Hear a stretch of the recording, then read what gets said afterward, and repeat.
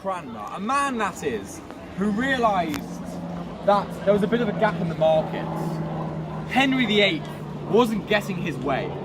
So Cranmer just said, Henry, you're the king, you're the man. You get whatever you would like. And Henry loved this.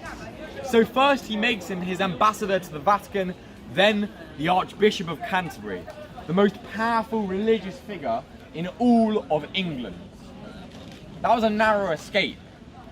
As ambassador to the Vatican, he would have had to go and ask Henry for a divorce, not a job you want, as we've discussed. And so, he got away with it because the Archbishop of Canterbury died. Henry got to decide who the next one would be. Of course, he said, most powerful religious figure in England? I want someone who lets me do whatever I want. It was in that position when Cranmer and Henry came across this whole issue of the divorce. It was Cranmer who said, Henry, I promise you, we'll get you your divorce. It might be a bit tricky though, because we're going to have to start our whole new church. But you're going to love it, Henry, because you get to be head of the church. He's a bit of a suck-up, a bit of a sycophant. But he didn't just come up with the idea of the English Reformation. He was the one on the ground who rounded up, imprisoned, and tortured the Catholics. They were not his biggest fan. To put it very simply, he needed the country to stay Protestant, the religion he had started. And unfortunately for him, King Henry VIII died prematurely. And very shortly afterwards, so did Henry's son, Edward VI, who was a very sickly child. It was actually a sad irony, given that Henry had done all of this to have a son on the throne. And so there was a power struggle between, on the one hand, Lady Jane Grey, and on the other hand, Mary Tudor. Now, Lady Jane Grey was Protestant, and the good news for Cranmer is that she does become queen. The bad news for Cranmer is that she only becomes queen for 9 days, at which point she storms back, does Mary Tudor, and she grabs the crown of Lady Jane Grey and places it squarely on her head. She says, I am the queen and I am a Catholic. She wants to put an end to the rise of this new Protestant religion. To do so, she has a very simple plan to make an example out of, well, to put it simply, to make an example out of the people who started this new religion. So Cranmer is one of them, also two others, Bishops Hugh Latimer and Nicholas Ridley. Her plan is to put them on trial and then to find them guilty and to burn them alive on Broad Street, to warn anyone of doing the same. Now, being the Archbishop of Canterbury, Cranmer is still the most powerful religious figure. Oh, pardon me. Sorry, everyone. I'm gonna need some water. Oh. Sorry, guys. It's okay. I don't know where that came from. Oh my days. Yeah. Don't know where that came from. Right, I'm back. Sorry. So, she needs to wait for permission from the Pope to put him on trial. And to do so, in the meantime, she gets on with the job for Latimer and Ridley.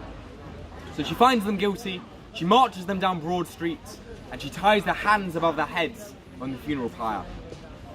Nicholas Ridley's brother brings gunpowder neck devices. So the idea is that as the flames creep up the body, psh, in a marvellous explosion, they will lose their lives. So for this reason, Latimer says the following very famous words to Ridley. He says, "Be of good comfort, Master Ridley, and play the man. We shall, this day, by God's good grace in England, light a candle, which I trust shall never be put out."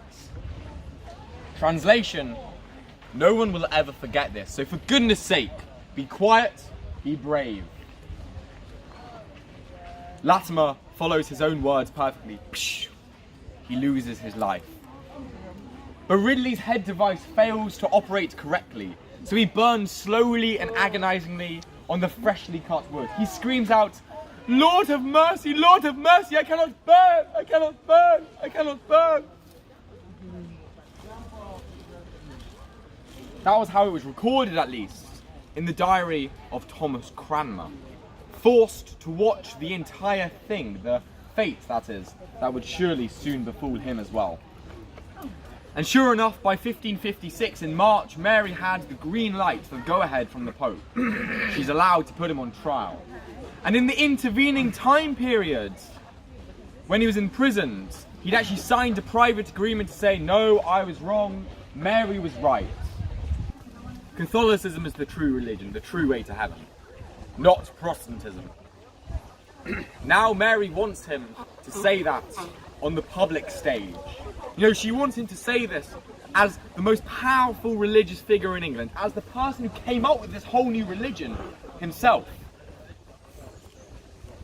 Well, as you can imagine, he has no intention on meeting her desires. Instead, he stands up, he pulls out a speech he prepared earlier, and he says, no, I was right all along, and Mary was wrong.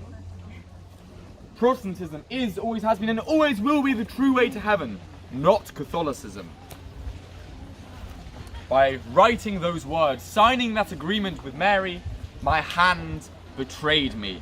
And because it betrayed me, it shall burn first on the funeral pyre today.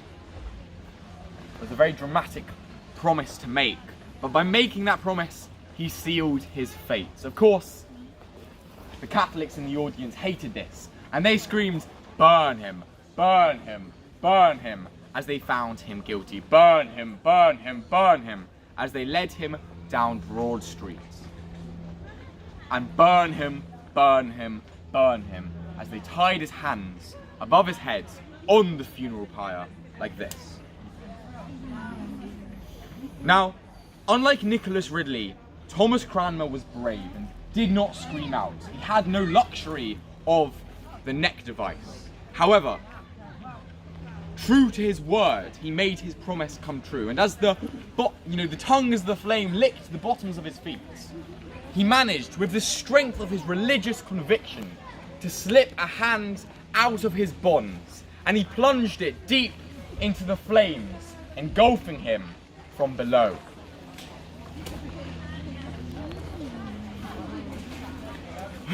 And thank you very much. That's the end of our talk today.